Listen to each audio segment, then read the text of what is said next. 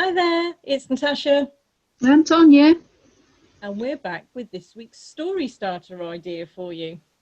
Now, we this are. week we've gone for a bit of an autumnal theme as it's starting to get into that autumn feeling, especially feels quite autumnal here today. So, we've got a story starter as we want you to write a story about a leaf falling from the tree, but we want you to write it as if you were the leaf. Mm, bit of a different perspective on things. Hmm. Mm. And if you wanted to do a non-fiction idea, then you could write a pamphlet on all the different trees that you've got locally, so in your local park. Yeah, how do you identify them from their leaves? Mm. And we'll see you again next week. Yeah, see you soon. Bye. Bye.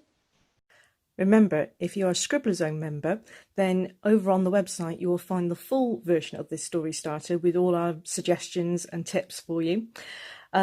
Also, if you fancy submitting it for this month's Storytelling Superstar competition, then you can submit it over on the website, and this is your chance to be a published author, as the winner from each month's member vote will then be published in an anthology at the end of the year.